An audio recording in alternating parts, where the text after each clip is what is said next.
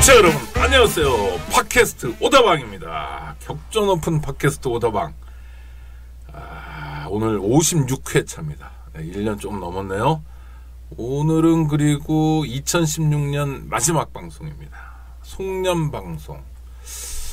저도 뭐 뜻깊은 여러 가지 감회가 드는데, 그래서 우리 청취자분들하고 어떻게 만나면 좋을까 고민하다가 정말 어렵게 모셨습니다.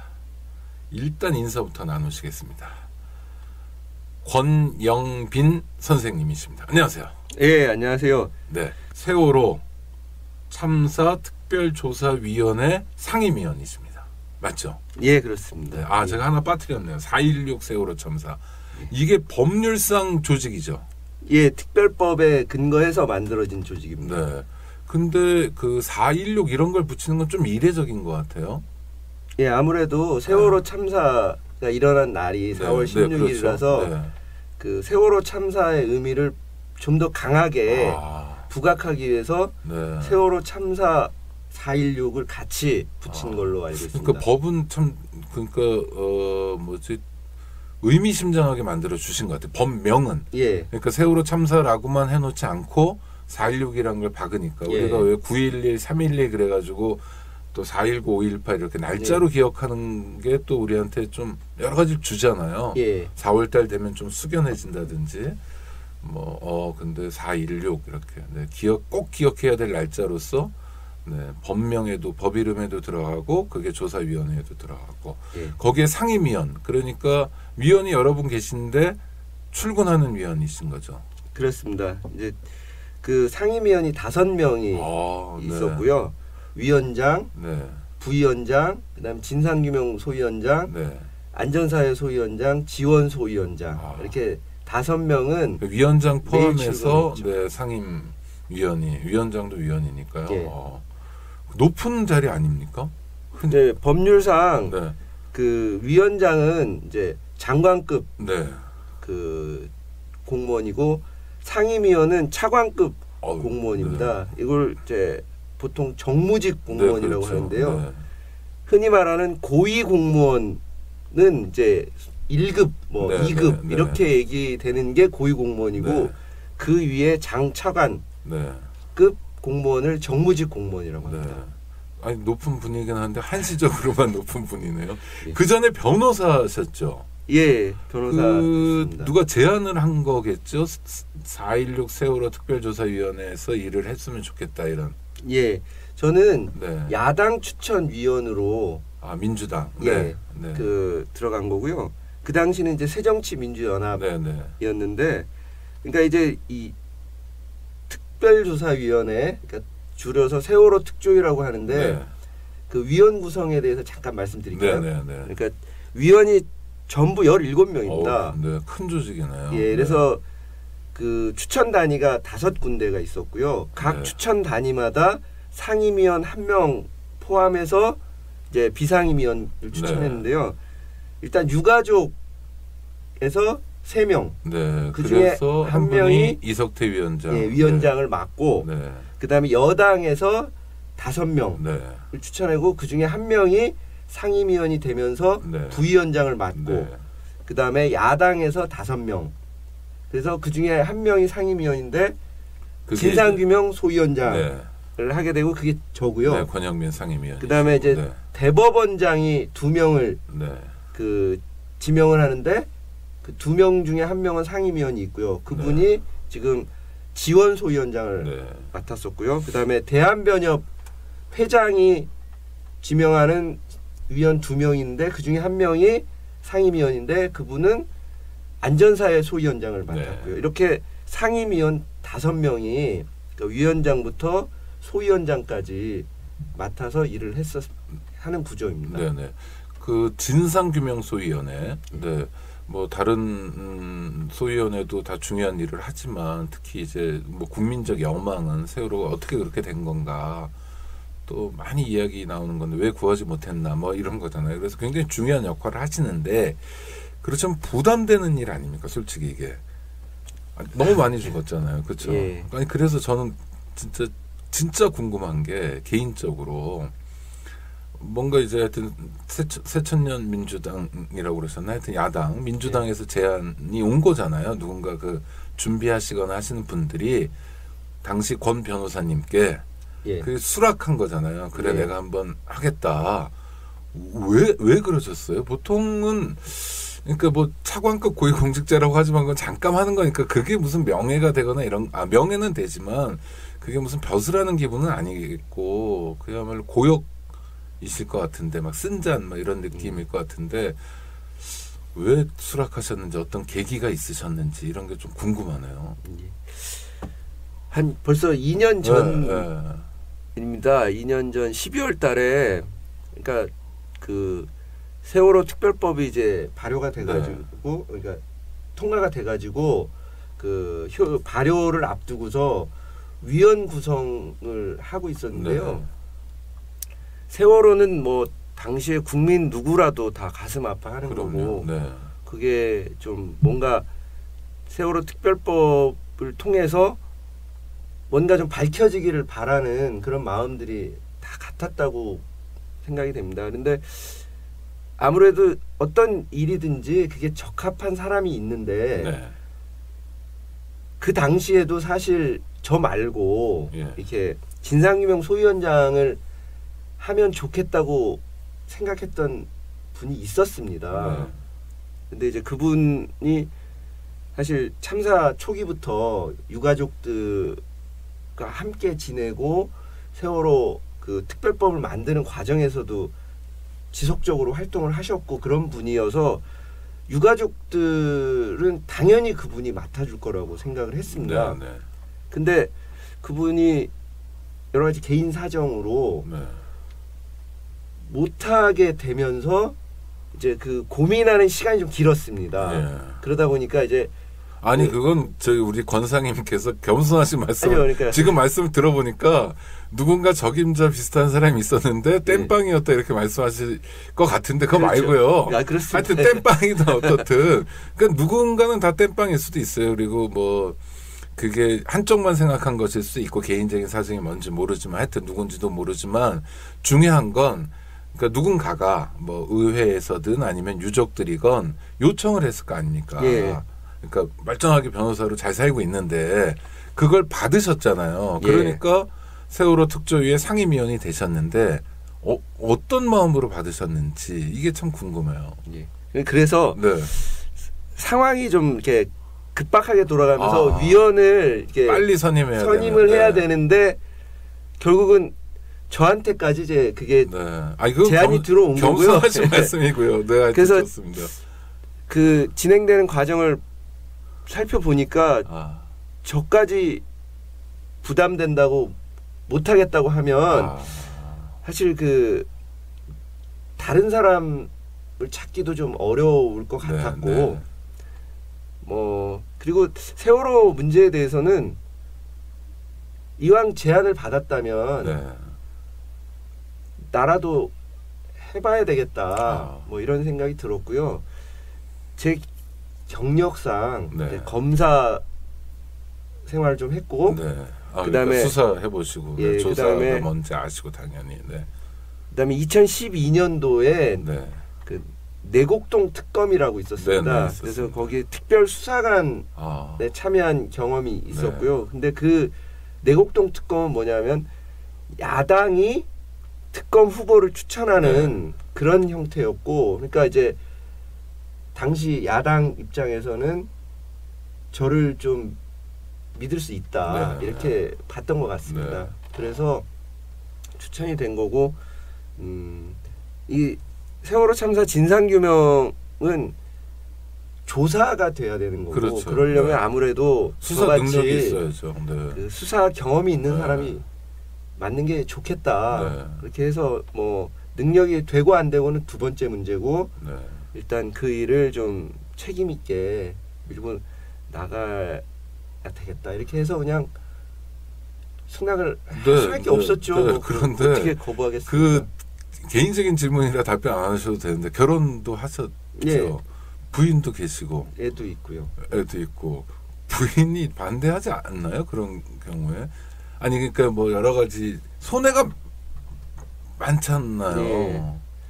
그러니까 뭐 그 다행스럽게 뭐 집부 뭐 저는 뭐 그러면 하겠다면 해봐라. 격려를 해주셨군요. 네. 장가를 잘 가셨네요. 네. 그 손해라는 건 이제 변호사이기 때문에 그러니까요. 하던 일도 다 중단해야 되고. 네.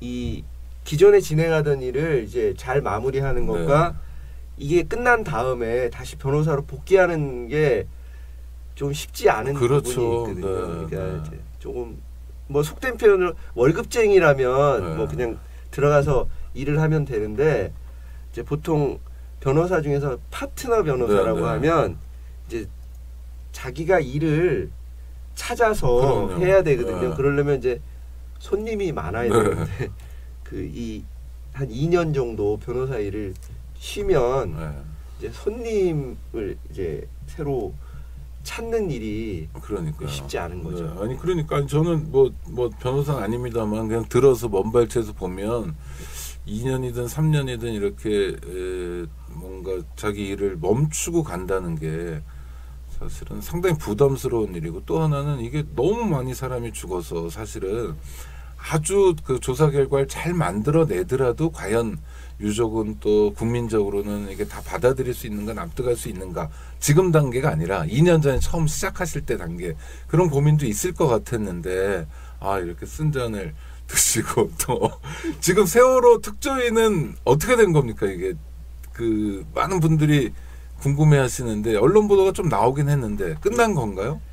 뭐 끝나도 끝난 게 아니다 이렇게 말씀드리고 싶습니다. 그러니까 뭐 보통 이제 반민특위는 들어보셨을 텐데요. 그럼요, 반민특위. 그래서 제2의 반민특위다 이렇게 얘기할 정도로 지난 9월 30일자로 정부가 특조위를 강제 해산시켜 버렸습니다. 그렇죠. 그러니까 그 강제 해산이라는 의미는 뭐냐면 이게 정부 기구로서 법적으로 보장된 조사 권한을 갖고 있는 곳인데 그 공무원 지위와 신분을 박탈하고요. 예산을 한 푼도 지원하지 않고 사무실에서 몰아내고 그러니까 실제로 조사할 수가 없는 거죠. 그러니까 이제 그 궁중에 붕 뜬 겁니다. 그렇지만 이제 법률 해석상 특조위 활동 기간은 내년 2017년 2월 3일까지고 그로부터 3개월 동안 그러니까 2017년 5월 3일까지 종합보고서를 작성하라고 세월호 특별법이 규정하고 있다고 우리는 해석하고 있습니다. 그러니까 법조인들도 많이 그런 해석도 하시고 또 1인 시위도 하고 그러셨죠. 그래서 결국 정부의 강제 해산이 불법적인 것이고 우리 특조위 위원과 조사관들은 그 정부의 불법 조치를 인정할 수 없다라고 해서 정부는 끝냈지만 우리는 아직 끝나지 않았다라고 얘기하고 있습니다. 얘기만 하시는 게 아니라 활동도 하시는 거죠. 이렇게 뭐 방송 출연만이 아니라 또 조사관들도 뭐 계속 긴장의 끈을 놓지 않고 모이고 일도 하신다고 들었는데 그건 어떻습니까? 근데 사실 매우 좀 안타깝고요. 좀 송구스럽기도 한 게 우리는 특조위가 끝나지 않았다고 하고 있지만 실질적인 조사는 못 하고 있습니다. 왜냐하면 뭐 사람 부르면 오겠네요. 조사 권한도 없고 뭐 예산도 한 푼도 지원되지 않고 있기 때문에 다만 이제 위원은 그 10명이 이제 그 정부의 불법 조치 인정할 수 없다고 한 10명의 위원은 한 달에 한 번씩 정기적인 모임을 갖고 있고요. 9월 30일 이후에도요. 그래서 이제 그 모이면 그동안 진행된 상황이나 어떤 현안에 대해서 같이 논의하고 그 다음 일정을 잡고 이런 식으로 하고요. 그다음에 조사관들은 지금 한 25명 정도가 이제 YMCA 그분들은 이제 정부 파견이 아니라 민간 조사관들, 민간 조사관들은 이제 YMCA 사무실에 한 공간을 얻어가지고 그 임대료가 나겠네요. 아니요, 이제 합정동에 있는 YMC 서울 YMCA에서 좀 협조를 해주셨네요. 다행이다. 무상 지원을 해서 매우 감사한데요. 거기 이제 그 조사관들이 한 10명 정도가 상근하면서 조사관 컨퍼런스라든가 조사관 모임을 통해서 그동안 활동 내용을 좀 정리하고 지금 세월호 7시간 대통령 행적 이런 것들이 나오면 그런 부분들에 대해서 정리하고 이런 식으로 활동을 하고 있습니다. 일종이 아니라 그냥 자원봉사네요. 예산이 없고 국가기관으로서는 명운을 다했다 하여튼 해석의 여진이 있지만 그러니까 그냥 시민의 한 사람으로서 일하시는 거네요. 그 10분 정도 되는 조사관들은. 예, 뭐 형식은 이제 자원봉사처럼 보이는 거고요. 그 각자는 여전히 조사관이다. 특조위 조사관이다. 이런 생각으로 그 일을 하고 있는 겁니다. 시민의 한 사람으로서 고맙긴 한데 좀 송구하네요. 좀 민망하고. 이 문제를 풀어야 되는 거 아닙니까? 그러니까 권영민 상임위원께서 보시기에는 세월호 특조위가 법 해석의 문제가 아니라 실제로 좀 더 조사 활동을 해야 된다. 밝혀낼 것들이 더 있다. 지금 이 상태에서 문을 닫으면 안 된다. 이렇게 판단하시는 거죠? 당연한 겁니다. 그러니까 당연히 그렇게 판단하시는 거죠. 일단 조사가 좀 진행이 돼가지고 일정한 결론을 낼 수 있어야 되는데 뭐 조사를 시작하는 단계에서 정부가 강제적으로 중단시켜 버려서 매우 죄송스럽게도 그 내용적인 결과를 만들지 못했고요. 지금 세월호 7시간 이렇게 얘기가 나오고 있는데 국민적 관심이 되게 높지 않습니까? 그렇죠. 근데 조금 부족합니다. 뭐냐면 세월호 7시간을 4.16 참사 당시에 대통령이 뭘 했는지만 자꾸 그런 쪽으로만 관심을 갖는데요. 뭐 주사 맞았냐 아니냐. 뭐 머리를 어떻게 했니, 뭐 밥을 혼자 먹었니 이런 식의 얘기만 하고 그날 대통령이 7시간 동안 한 거를 이렇게 퍼즐을 맞추면 세월호 7시간이 정리되는 것처럼 얘기되고 있는데 저는 절대로 그래서는 안 된다고 생각을 하거든요. 맥락이 다르다 이런 말씀이시네요. 그러니까 세월호 7시간은 세월호 참사 진상규명과 책임자 처벌을 의미하는 겁니다. 그러니까 대통령이 그때 뭘 했는지 그 퍼즐이 맞춰진다고 해서 왜 안구했는지 그리고 그 안구함으로써 발생한 책임을 누가 져야 하는지와 연결되지 않으면 그거는 말짱꽝이거든요. 이런 표현 죄송합니다만 좋은 표현입니다. 말짱꽝 알아듣기 쉽습니다. 그래서 사실 세월호 특조위가 해야 되는 일이 그런 겁니다. 도대체 그 당시에 왜 안구했고 그러면 안구한 것이 그 당시 청와대가 컨트롤 타워로서 제대로 그 보고받고 지휘를 하지 못한 것인지 또는 부당한 지시를 한 게 있는지 이런 부분들을 같이 조사를 하고 그래서 그 누가 책임을 지는 것이 맞는지를 거기까지 해야 되는 거거든요. 특조위가 못 갔다는 거죠. 그 조사를 하면서 이를테면 뭐 세간에 떠도는 의혹인지도 모르겠고 팩트는 뭐 모르겠습니다만 뭐 통용함이 오기로 했는데 그것도 해군 참모총장이 지시를 했는데 그걸 막았다. 누군가가. 이런 것도 접근을 해야 되는 거 아닙니까? 그렇습니다. 그래서 접근을 해보셨나요? 특조위 하시면서? 그러니까 그 사안 자체를 이제 조사를 하려고 사실 이제 그 해군. 그렇죠. 그러니까 군과 관련된 거기 때문에 이제 군 부대에 이제 해군과 국방부나 이런 데 이제 공문을 보낸 적이 있습니다. 특조위 차원에서. 근데 이제 해군은 보통 군 기밀이다.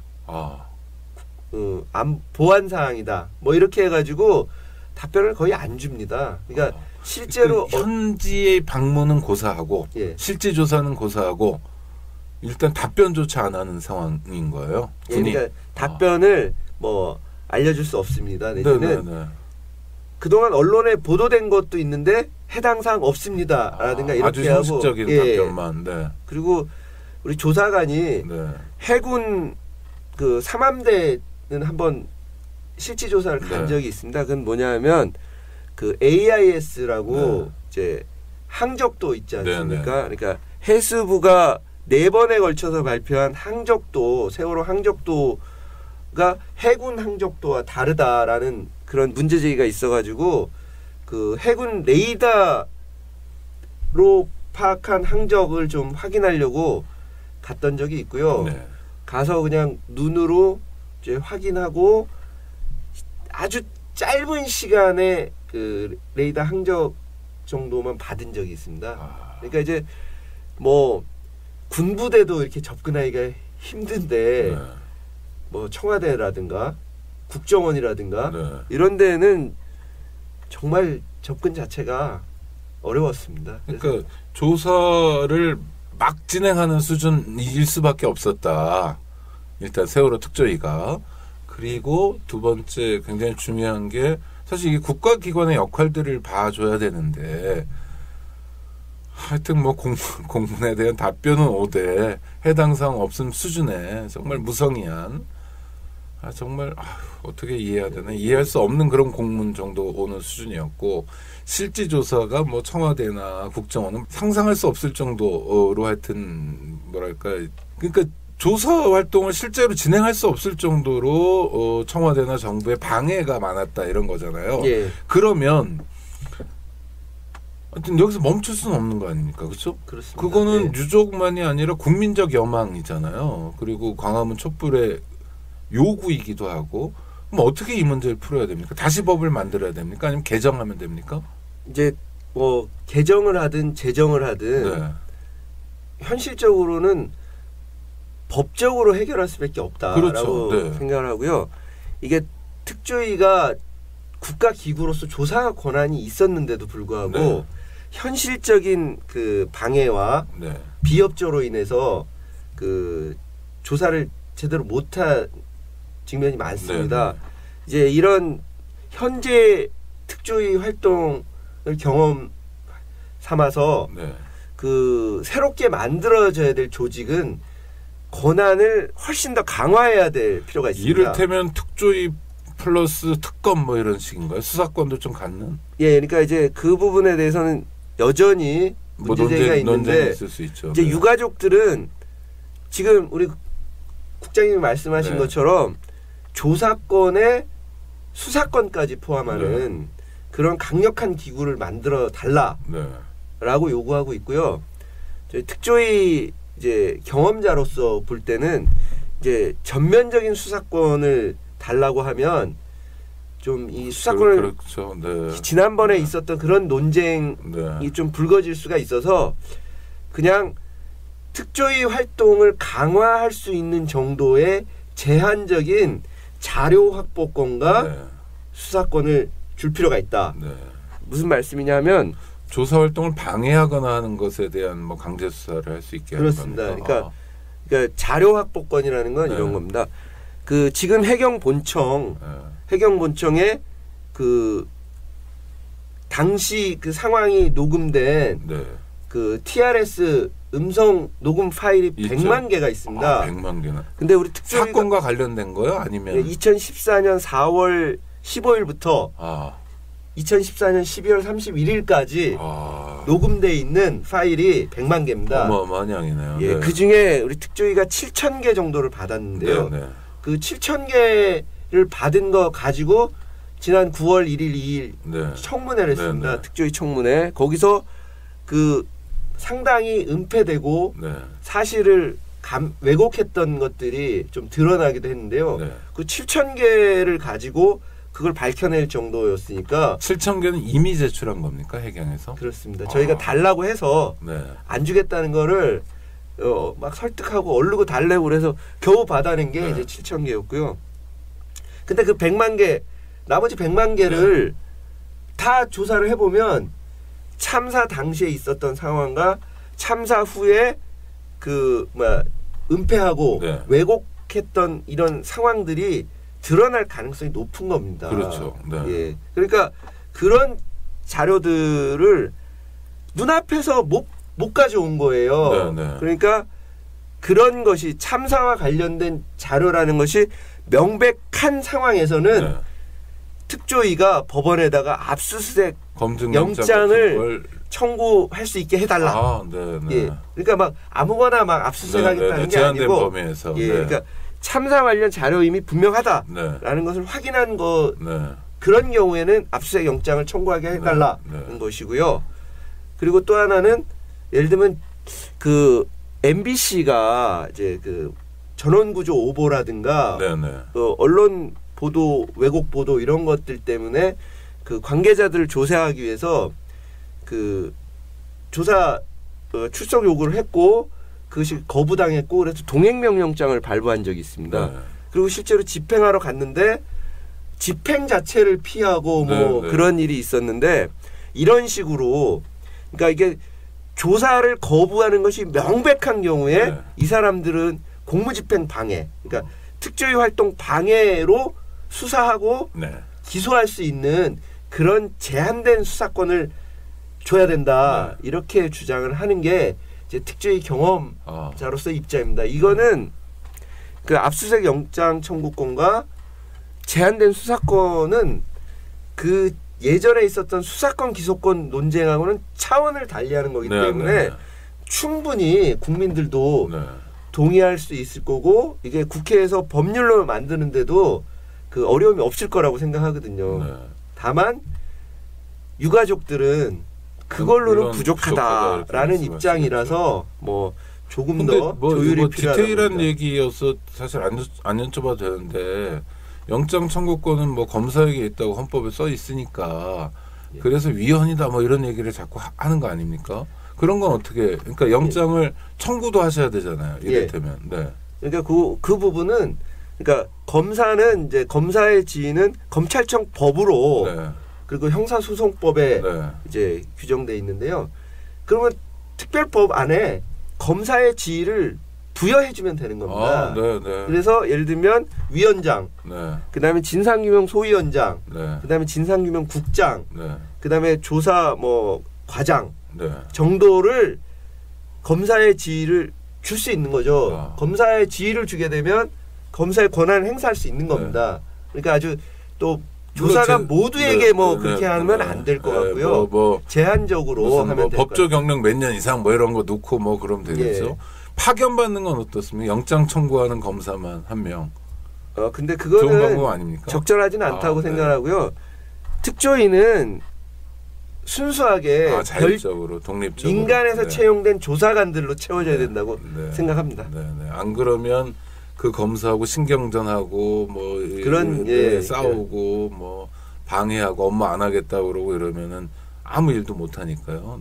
그거 저는 이렇게 들어보니까 굉장히 근사한 것 같은데요. 그러니까 합리적이고 뭐 굉장히 많은 걸 요구하는 것도 아니고, 그러니까 세월호 참사와 관련된 가해자든 구조를 안 했던 사람들을 잡아다가 처벌하고 뭐 그 사람들 수사하겠다는 게 아니시잖아요. 그런 건 아닙니다. 그러니까요. 그거는 기존에 뭐 검찰 조직에서 하고 그거 아니라 진상규명을 방해하는 게 명백한 사람들로 제한을 하면 괜찮은데요. 그 입법 가능성 저희는 그냥 높은 것 같은데요.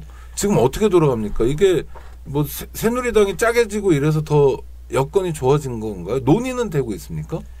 뭐 이제 민주당 중심으로 그러니까 2기 특조위를 위한 이제 1기와 2기로 이제 구별을 하면 2기 특조위를 위한 이제 법 제정을 위해서 노력을 하고 있고요. 그러니까 이제 연말쯤에는 아마 모습을 드러낼 것 같습니다. 지금 연말인데. 그러니까 이제 조만간 나올 것 같고, 근데 지금 얘기하고 있는 그런 제한된 압수수색 영장 청구권이나 수사권, 기소권 같은 거를 담았는지는 잘 모르겠습니다. 그건 또 현실적으로 그 새누리당이 분당 사태가 되고 있지만 어쨌든 기존의 여당 입장에서는 세월호 참사에 대한 책임이 있기 때문에 그 세월호 그러니까 2기 세월호 특조위를 만드는 데 있어서 잘 협조를 할지 어떨지는 아직은 알 수 없는 상태거든요. 근데 하여튼 그분들이 이제 진짜로 말만이 아니라 탈당하고 그러면 민주당이 제1당도 되고요. 뭐 여러 가지 장밋빛, 분홍빛 전망들이 나오는데 국회 선진화법도 무력화되고 뭐 그러는데 그것보다 중요한 건 대통령을 건져해서 끌어낼 만큼 아직 완전히 끝나지는 않았습니다만 시민들의 분노 또 시민들의 의지가 강하잖아요. 세월호 진상규명에 대한 의지도 굉장히 강한 거. 광화문 현장에 물론 우리 상임위원님도 많이 나가보셨죠. 그게 뭐 꼭 박근혜만 내쫓으면 다다 이런 게 아니잖아요. 세월호에 대해서도 얼마나 많이 정말 오히려 그 2014년보다 그런 마음이 좀 더 시민적으로 확장되고 커지고 이런 것 같아요. 분노도 더 높아지고. 그러니까 입법을 해야 될 뭐 조건이랄까 이런 건 어느 때보다 좋은데 이게 그럼 어떻게 해야 됩니까? 뭐 국회의원들한테 전화라도 해야 되나요? 이거 어떻게 해야 되나요? 뭐 일단 그 야당 중심으로 그 2기 특조위를 위한 법을 만들겠다는 공감대는 이제 형성되어 있는 것 같고요. 발표도 했습니까? 그렇게 하겠다?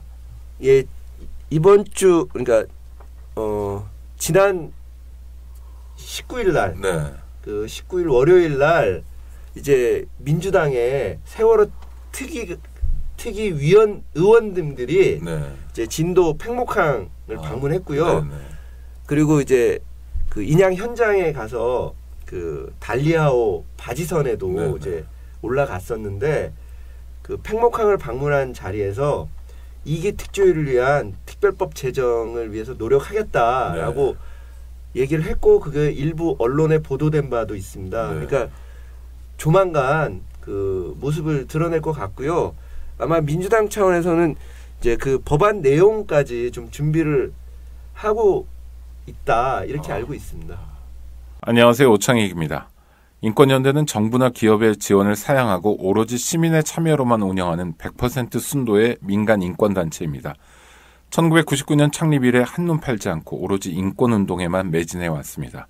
인권연대 회원으로 참여해 주세요. 인권연대 회원이 늘어나면 그만큼 인권연대의 활동도 풍부해지고 활발해집니다.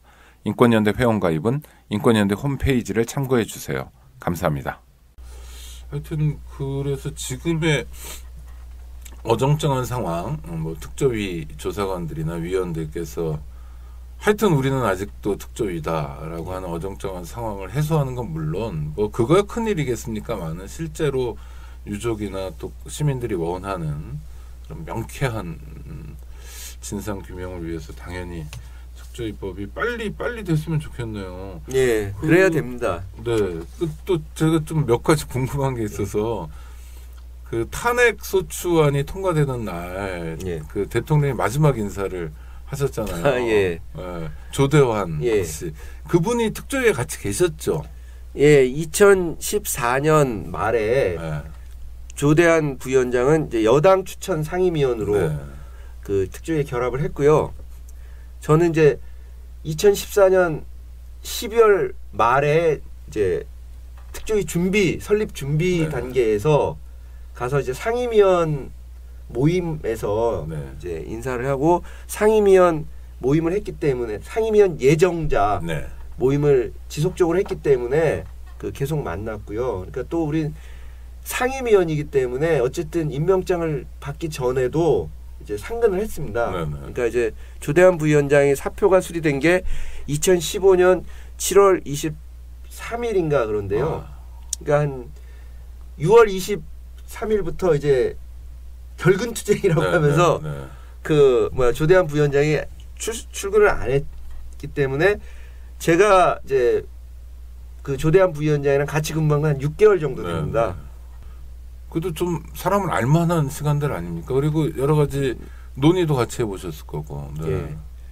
이제 한 6개월 정도 같이 있으면서 저랑은 사이가 안 좋았습니다. 왜냐하면 이제 그 조대환 부위원장은 여당 추천 몫으로 이제 그 들어온 거고 저는 이제 야당 추천 몫으로 들어와 가지고 저는 진상 규명을 열심히 해야 된다는 입장이었고 그 여당 추천 위원들은 뭔가 이 세월호는 뭐 다 끝났는데 뭘 하려고 하느냐라는 좀 방해하는 그런 거를 좀 이해가 안 되는 게 그 특조위 만들기 전이라면 뭐 또 그럴 수 있고 특조위 밖에 있는 인사라면 그럴 수 있는데 들어왔잖아요. 이제 한 식구가 됐는데도 역할이 온통 방해하는 거고 걸림돌로 자기가 뭘 해야 될 자기 역할을 규정짓나요, 이분들이요? 예, 일단 대표적으로 2015년 11월 23일 날 특조위 전원위원회에서 참사 당시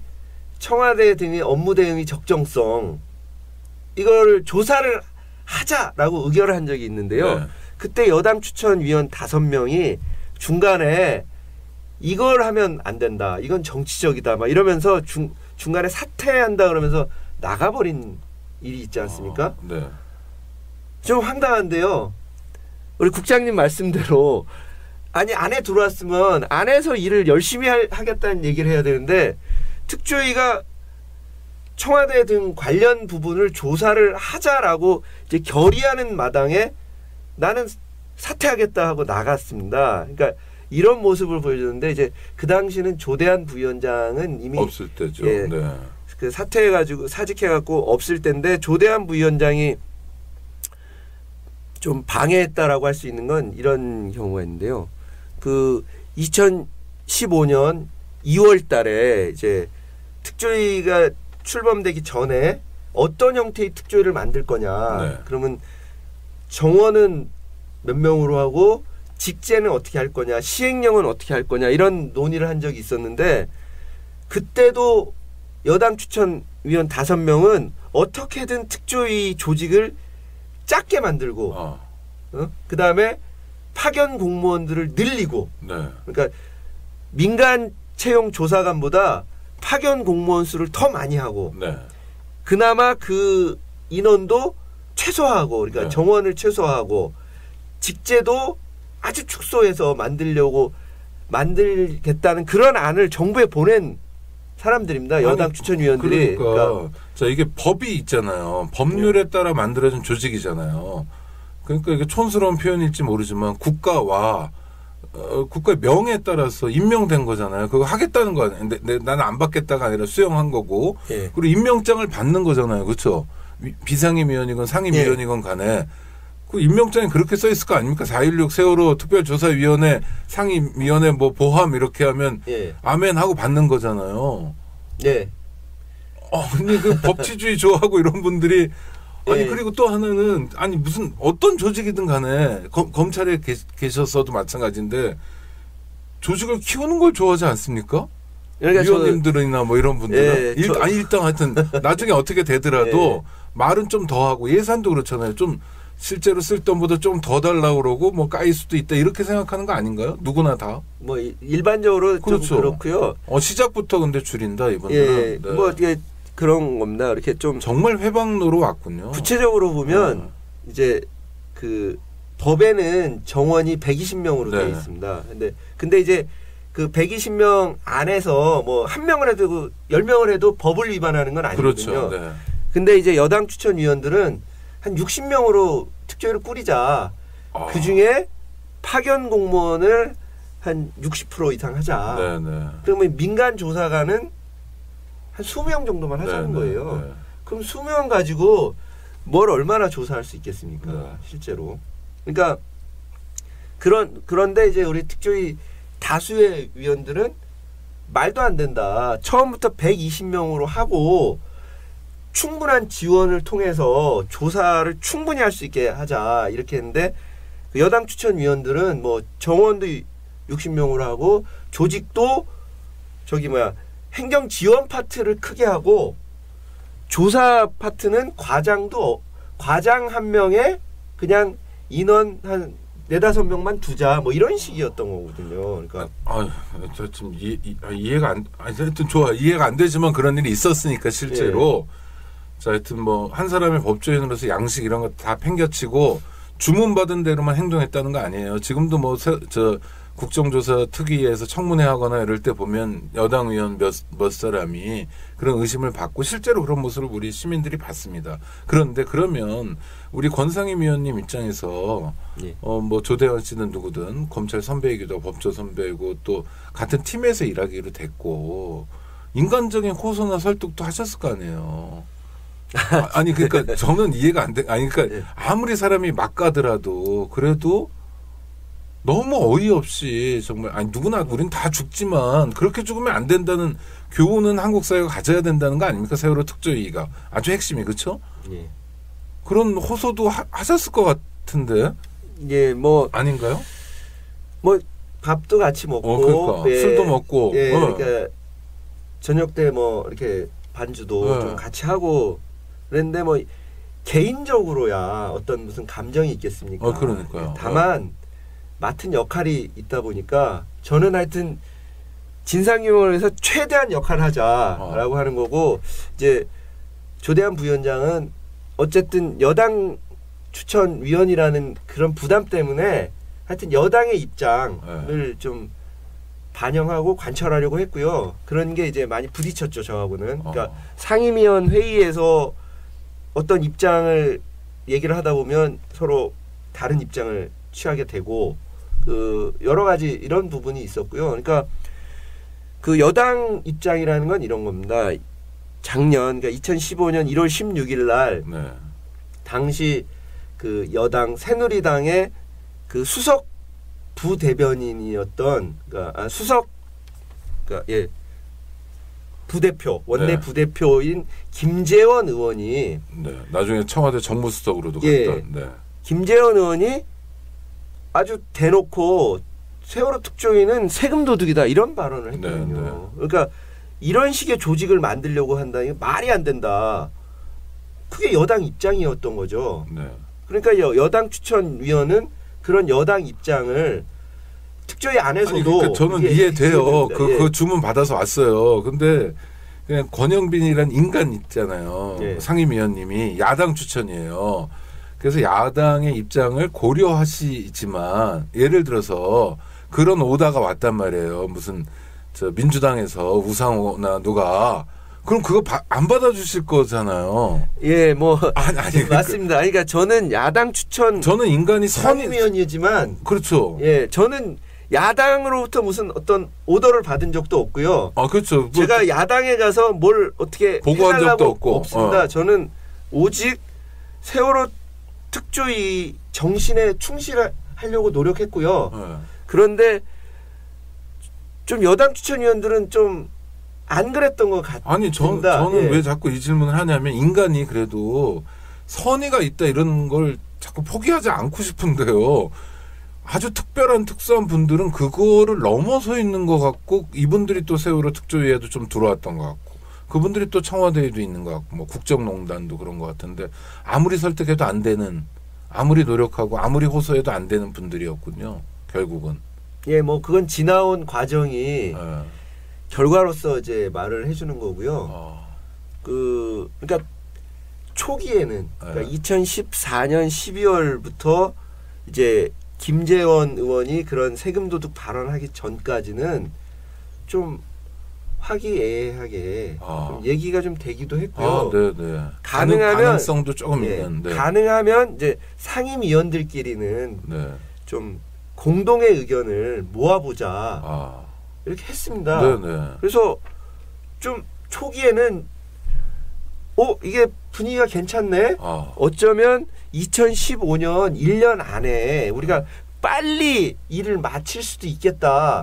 사실 그런 생각까지도 했었어요. 근데 그런 좋은 분위기는 한 달을 못 간 거죠. 말 한마디로 끝났군요. 네, 그러니까 그게 2015년 1월 16일입니다.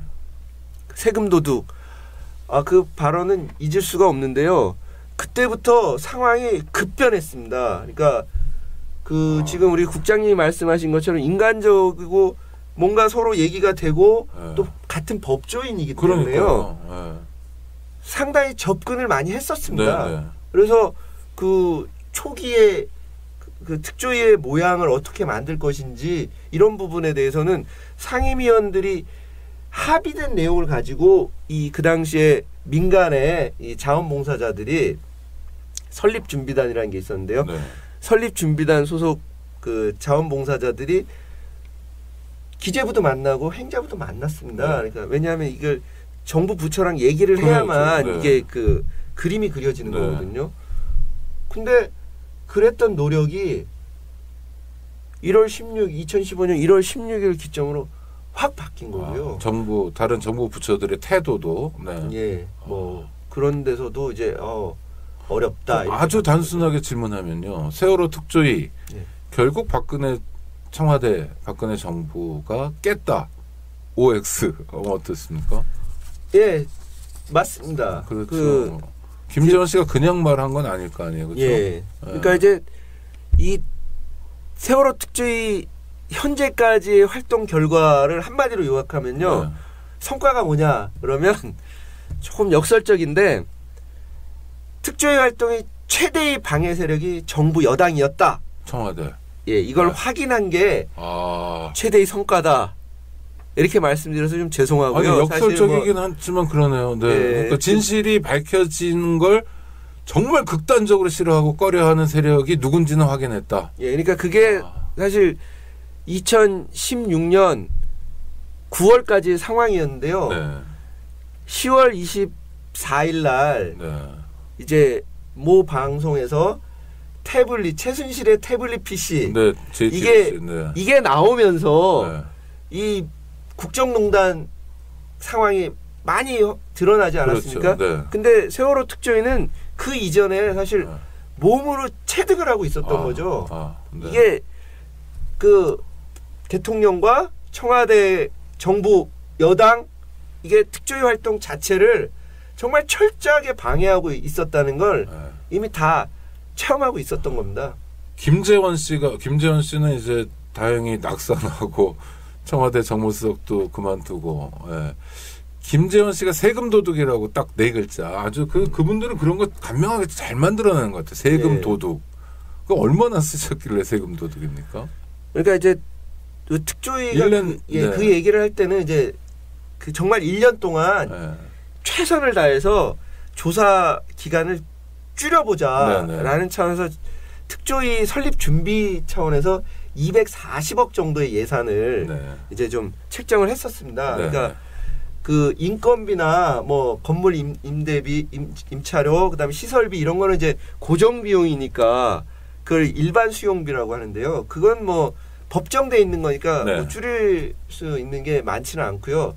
이제 사업비라고 있는데 그건 뭐냐면 진상규명을 위해서 필요한 비용을 지출하는 겁니다. 예를 들면 이제 그 침몰 당시 상황에 대한 시뮬레이션을 이제 용역을 준다든가 그런 거 돈 좀 들죠. 그다음에 그 과학적인 조사를 위해서 무슨 그 포렌직을 한다든가 이제 그 당시까지 이제 검찰 수사에서 진행된 포렌직이 있고 그 후에 추가로 포렌직 해야 되는 것들이 많이 발견이 됐고 또 검찰 수사에서 포렌직한 건 정말 그 당시 이제 수사받던 사람들을 처벌하는데 필요한 정도만 했기 때문에 전면적인 재포렌직이 필요했고요. 그럼 그런 비용이 굉장히 많이 들어가는 거거든요. 포렌식도. 그러니까 이런 것처럼 진상규명 활동을 위한 과학적 조사 비용들이 그런 건 얼마나 됩니까?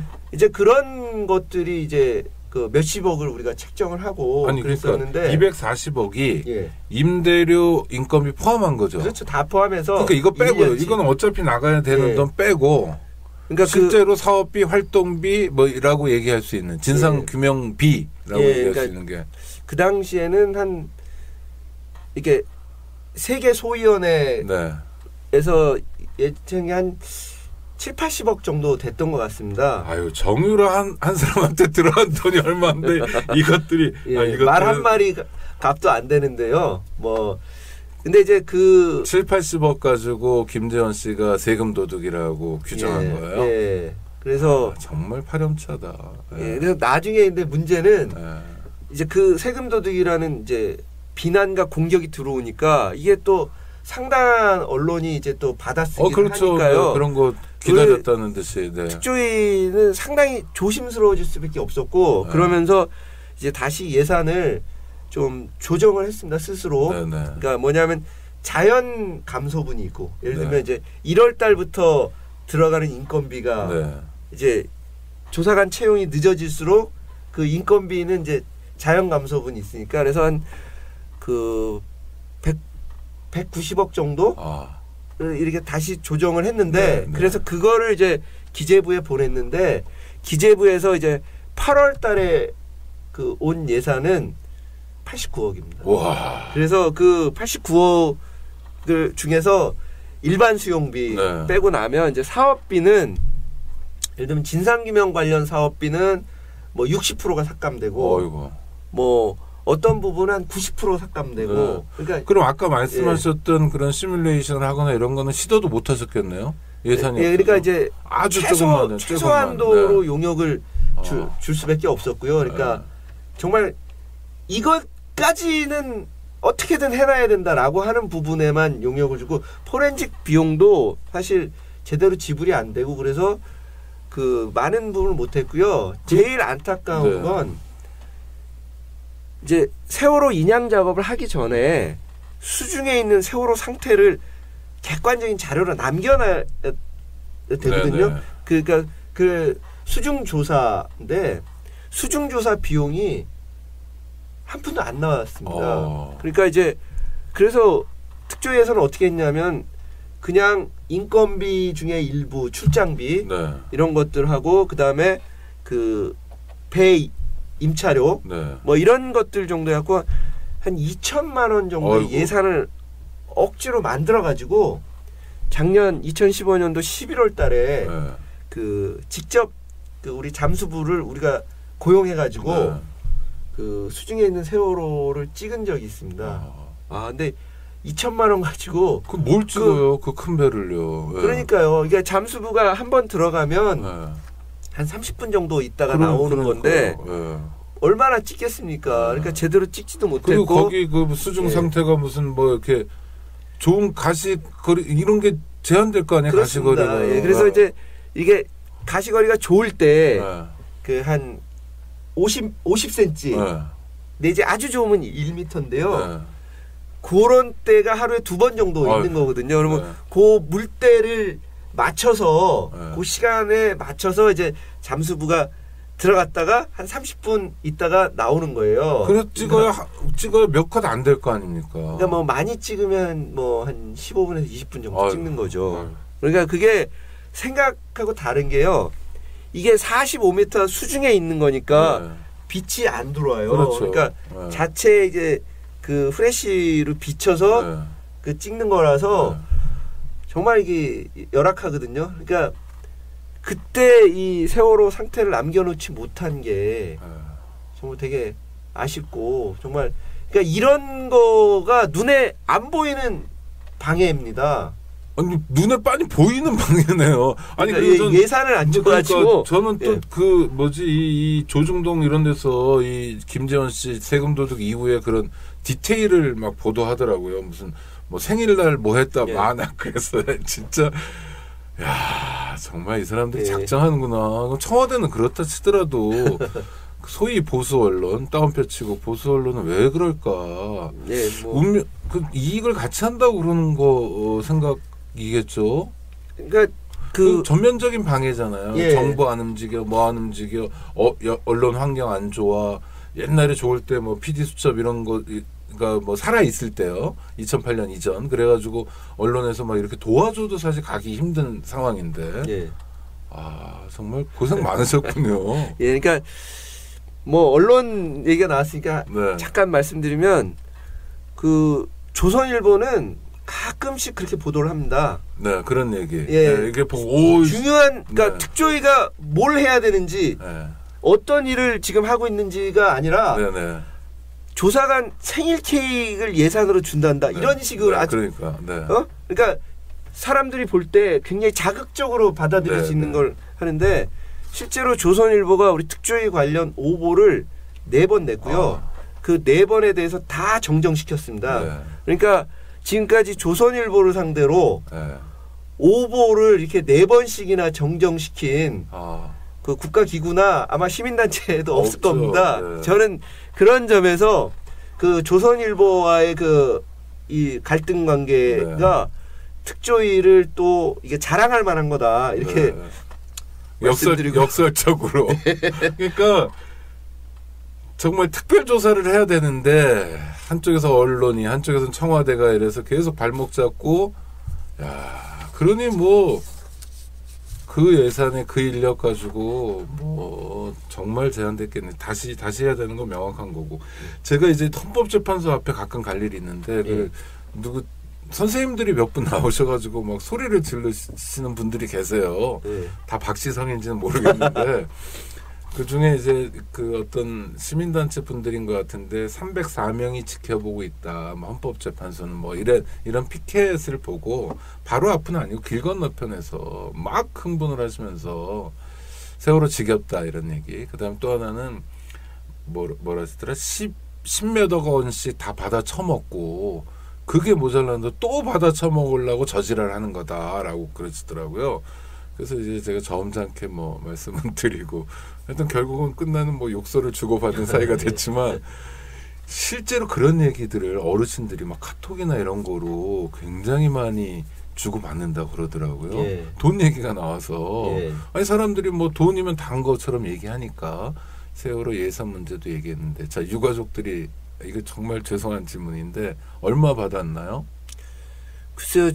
그 언론에 보도된 바로 정말 10몇억씩 이렇게 받았나요? 보도된 바에 의하면 이게 사망한 경우에 그 유족들이 아마 4억 정도. 아유, 그러니까 그게 이제 일단 보통의 이게 사망의 경우에 이렇게 계산하는 이제 그런 금액 플러스 이제 그 희생자 구제 특별법이라고 거기서 국민 성금 중에 5천만 원 추가 지원하고 뭐 이런 거 해가지고 그 또 뭐 보험 어떤 그러니까 개별 보험 등 여행자 보험이라든가 이런 거 해갖고 4억 정도 받으신 것 같고요. 현재 130명 이상의 유가족은 그렇게 받을 수 없다.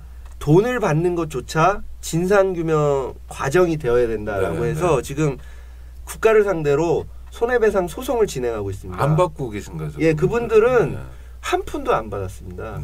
그러니까 이제 뭐 10억 이런 얘기를 하니까 그런데 이번에 가습기 그 피해 희생자들 같은 경우에 뭐 10억 이상 지급이 됐다라는 그런 언론 보도도 봤는데 10억을 줘도 부족한 거죠, 사실은. 그럼요. 예, 그러니까 10억을 요새 애들이 그 유족들 다 뭐 우리 또래잖아요. 근데 저희 애들이 딱 그 세월호 애들 한 학년 밑에 위에요. 저도 그 2013년에 단원고등학교 가서 강의도 했고 뭐 다 그렇게 겹쳐 있죠 조금씩. 근데 아니 우리 아들놈하고 우리 딸하고 뭐 매덕하고 바꾸는 아니 말이 돼. 그 아이 참 하여튼 아이고 우리 그 생각을 하니까 좀 그렇죠. 아유 우리 감정이 좀 감정은 뭐 예측할 수 없이 생기는 거니까 그건 뭐 말도 안 되는.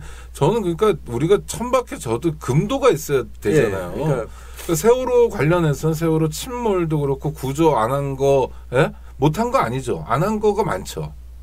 좀 그렇게 보이는 정황이 너무 많습니다. 그렇죠. 안 했다고 얘기할 수밖에 없는 거 그거 아니면 따져보고 조사해보고 명명백백하게 그다음에 그 이후의 사회 대응이나 뭐 이런 것들이 너무 모렴치한 것 같아요. 예, 그러니까 이게 세월호 문제를 정부 여당은 방어하는 논리가 딱 하나 있었던 것 같습니다. 돈. 그러니까 세월호 문제를 다 돈으로 바꿔치기 하면 되는 거예요. 그러니까 좀 전에 우리 국장님 말씀하신 것처럼 유가족들이 돈을 그렇게 많이 받아놓고는 또 이 짓 한다. 그러니까 거기도 돈이죠. 그 다음에 특조위도 돈. 대통령이 뭐라고 얘기했습니까? 특조위 이거 활동을 보장해줘야 되지 않느냐 그랬더니 그 세금이 들어가는 거니까 좀 곤란하지 않느냐라고 하는 거 그것도 돈이죠. 김재현 의원이 작년에 세금 도둑 그것도 돈이죠. 그러니까 그 다음에 조선일보 생일 케이크 뭐 세금 낭비 다 돈이죠. 그러니까 이 정부 여당과 일부 언론은 세월호 문제를 다 돈으로 치환시키고 돈을 가지고서 세월호 참사 진상규명을 가로막고 세월호 유가족을 공격하고 이랬던 겁니다. 제가 볼 때는 그 사람들은 돈 빼면 할 얘기가 없는 거예요. 그렇죠. 논리도 없고. 그런데 아니 돈도 진짜 세금 도둑이 누구냐 김재원 이런 사람들이잖아요. 아니 법인세 깎아주고 그게 1%에 얼마인데요. 그게 지금까지 깎아준 게 100조 넘을 것 같은데요. 그렇지 않습니까? 지난 2008년부터 깎아준 거만 하더라도 재벌 대기업에 그다음에 담배세 올리고 뭐 그게 도둑이잖아요. 사실은 그 덩어리가 얼마짜리인데 하여튼 뭐 시간이 뭐 벌써 1시간이 됐는데요. 뭘 남겨야 됩니까? 하여튼 세월호. 그 정말로 뭐 말하기도 송구스럽고 민망해서 말은 못하지만 죽은 애들이 돌아오는 것도 아니고 그렇잖아요. 그걸 뭐 엄마 아빠라고 모르는 건 아니죠. 너무 원통하지만 어이없는 사실이고 그렇더라도 한국 사회에 남겨야 되잖아요. 예. 그 우리 4.16 세월호 특별조사위원회 권영빈 상임위원님 뭘 남겨야 됩니까? 이제 세월호가 우리에게 한국 사회에. 예, 그러니까 이제 일단은 네. 지금 세월호 유가족이 항상 앞장서고 있지 않습니까? 그분들은 네. 피해자입니다. 맞아요. 네. 피해자가 문제 해결을 위해서 이렇게 열심히 쫓아다니고 공격당하고 단식하고 집회할 때도 저 광화문에서 제일 맨 앞에 서고 네. 이런 상황이 더 이상 반복돼서는 안 된다. 네, 네. 피해자는 보호받고 그들을 사회가 국가가 지켜줘야 되는 거거든요. 네. 그래서 일단 상징적인 모습으로는 네. 이후에 이런 대형 재난, 대형 참사가 재발되어서는 안 되지만 네. 이런 참사가 발생할 때 피해자가 보호되고 구제될 수 있는 그런 사회가 돼야 된다. 네. 그래서 이거를 세월호 특별법은 그렇게 규정을 하고 있는 겁니다. 세월호 참사 진상규명을 하고 안전한 사회를 건설하자. 네. 그러니까 이 304명의 목숨이 물속에서 수장된 대가로 우리 사회는 이제 안전한 사회로 가야 되는 거죠. 세월호 이전과 세월호 이후는 달라야 한다. 네. 그 달라야 하는 것은 어느 특정한 분야가 아니라 우리 사회 전체가 안전한 사회 그리고 과거의 적폐를 청산하고 네. 구조를 바꾸고 낡은 것을 다 깡그리 청산하고 이제 새로운 사회로 가야 된다. 이 굉장히 포괄적인데 결국 세월호 전과 세월호 후가 달라야 되는 것은 지금은 다른 사회로 가야 된다. 지금은 다른 사회가 아닌 거잖아요. 하여튼 지금까지는 네. 세월호 이전과 이후가 다르지 않았지 않습니까? 오히려 더 나쁜 것 같아요. 예. 더 악랄하고. 예. 그래서 그 하나의 끝이 결국은 박근혜 탄핵이라는 국면까지 오게 된 거고요. 그래서 여전히 갈 길은 멀다. 그렇지만 세월호 참사가 우리에게 제시하고 있는 것은 결국 진상규명을 하고 그 결과를 기초로 책임자를 남김없이 처벌하고 안전한 사회, 안전한 대한민국을 건설하자. 네. 이렇게 말씀드리고 싶습니다. 감사합니다. 그 유족들 피해자 그 검경에서 일하시는 분들 중에 좀 덜 떨어진 분들이 피의자 권리 같은 거 얘기하면 맨날 피의자만 얘기하고 피해자는 얘기 안 한다고 할 때 그 피해자들이잖아요. 그렇습니다. 그러니까 예. 사실은 국가가 뭐 형사 피해자도 마찬가지지만 이런 피해자들에 대해서 거의 아무런 시스템을 갖고 있지 않고 게다가 이렇게 무거운 정말 십자가 같은 거를 지고 메고 살아야 되고 또 하나는 제가 얼마 전에 서울대병원 신경정신과 교수를 봤는데 그런 트라우마가 있으면 이 트라우마가 구체적으로 몸의 통증으로 나타나는 걸 연구하시고 치유하시는 분이더라고요. 예. 교통사고나 어떤 무슨 트라우마가 있을 때. 그러니까 뭐 남녀 불문인데 그런 끔찍한 일을 당하면 아픈데 진단은 잘 안 나오고 그리고 건강이 굉장히 급격히 떨어지고 막 이런 상태들이잖아요. 그냥 가만히 있어도 뭔가 마음이 아픈 예. 그런 분들에게 우리가 지금 이 순간에도 짐을 지게 사실 강요하고 내모는 게 아닌가 이런 말씀인데요. 우리 권영빈 상임위원님 방송 중에 이게 라디오라 보이진 않는데 눈물도 흘리시고 참 정말 고맙고 죄송하고 그렇습니다. 한 해를 보내는데요. 세상에 엉망진창이라는 걸 오늘 또 세월호 특조위를 통해서 확인했는데 자 이제 또 며칠 있으면 새해니까요. 희망적인 얘기 한 말씀 해주시고 네 오늘 방송 마무리할까 하는데 예. 그래도 희망도 좀 보셨죠 이번에 광화문이나 여의도나 이렇게 개인적으로 예. 네. 일단 뭐 우리 국장님이 말씀하신 그 세월호 유가족은 형사 피해자입니다. 그렇죠. 네. 그러니까 형사 피해자랑 다른 게 아니라 형사 피해자이면서 엄청난 피해를 입은 그 또 다른 상징적인 피해자들이고요. 그 뭐 희망을 좀 말씀드린다면 탄핵은 될 거라고 봅니다. 네, 그럼요. 뭐 개인적인 의견이니까 탄핵되지 않는다면 도대체 지금까지 이 촛불을 들었던 이 국민들의 분노를 어떻게 하겠습니까? 폭발할 수도 있는 거거든요. 그러니까 일단 그 국민들과 함께 기뻐할 수 있는 그런 희망은 이제 박근혜가 탄핵되는 것이고, 뭐 이렇게 세월호 참사와 관련돼서 조금 희망을 말씀드리자면 내년 1월 초에 일단 유가족과 4.16 세월호 그 4.16 연대에서 준비하고 있는 국민조사위원회가 이제 발족을 할 것 같고요. 그러면 거기에도 우리 권 의원님, 상임위원님 참여하시? 아니요, 저는 참여하지는 않고요. 일단 그 우리 조사관들이 일부가 이제 결합을 할 거고, 그 다음에 그 비상임위원 중에 또 결합한 분들도 있는데 특조위 이름으로 결합한 건 아니고요.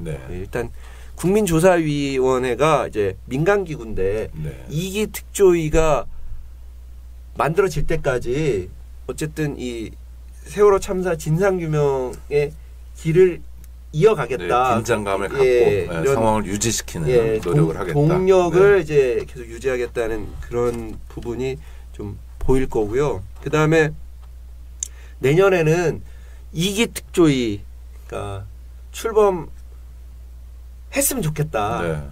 뭐 일단 법률이 뭐 발의되는 이런 수준을 넘어서 갖고 국회 본회의에서 2기 특조위를 위한 특별법이 통과됐습니다라는 얘기가 들려야 하지 않겠습니까? 정말 이건 희망사항인데요.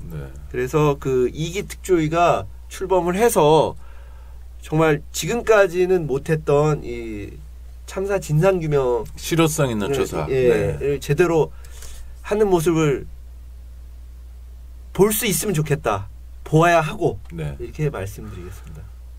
조사 기한이요. 뭐 보통 정해져 있잖아요. 뭐 얼마에 또 얼마 더 하기도 하고 이런 식으로 법을 짜는데 저는 세월호 문제는 또 세월호 문제만 아니라 다른 이렇게 정말 다시는 만나고 싶지 않은 그런 사건들은 기한 없이 해도 좋다. 아니 뭐 20년, 30년이 되더라도 정말 끝까지 해서 아까 저 가해자도 남김없이 처벌한다 이런 말씀하셨잖아요. 죄 없는 사람에게 보복하겠다는 게 아니고 정치 보복도 아니고 정말 형사 책임 있는 사람에게 책임을 묻고 이런 나라를 한번 만들었으면 좋겠어요. 이게 다 원하는 거겠죠. 저 한줌 세력 빼놓고요. 그런 날을 지난 2년 동안 정말 고생하시고 몸고생 마음고생 아유 그리고 새로 만들어진 조직을 이렇게 만들면 또 팀원들하고 이렇게 막 격려도 하고 또 상임위원으로서 또 해야 될 숙제도 원래 많잖아요. 진상규명 소위원장으로서. 거기다가 또 딴지 거는 거 뭐 이런 거 싸움도 하시고 대응도 하시고 하여튼 2년 동안 고생하셨고요. 이 방송 듣는 시민들이 우리 권영빈 상임위원님 또 변호사님께 마음으로 또 박수 보낼 겁니다. 건강하시고요. 새해는 아까 소망하신 것들 또 개인적으로도 뭐 소망하시는 게 있으면 다 잘 됐으면 합니다. 오늘 함께해 주셔서 정말 고맙습니다. 청취자들하고 인사 나눠주시죠. 이렇게 올해 마지막 방송에 불러주신 것을 감사드리고요. 그 연말을 이렇게 같이 보낼 수 있다는 게 좀 뜻깊습니다. 이 방송을 듣는 우리 시민 여러분들께서는 세월호 참사를 기억해 주는 것만으로도 힘이 된다라고 말씀드리고 싶고요. 특히 이제 세월호 7시간을 이렇게 어떤 호기심과 그 대통령의 행정 맞추기로 그렇게만 바라보지 말아 주셨으면 좋겠다. 제가 꼭 부탁드리고 싶은 건 세월호 7시간은 세월호 참사 진상규명과 책임자 처벌을 의미한다.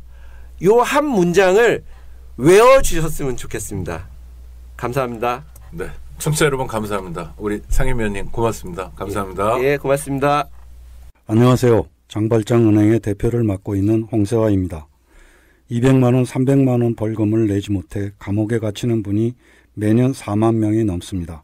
장발장은행은 이분들에게 무이자 무담보로 대출을 해주고 있습니다. 장발장은행을 후원해 주시기 바랍니다. 실로 모든 게 엉망으로 치닫는 듯한 세상입니다마는 스스로 아름다워지는 데에 겸연쩍어 하지 않기를 바랍니다. 고맙습니다.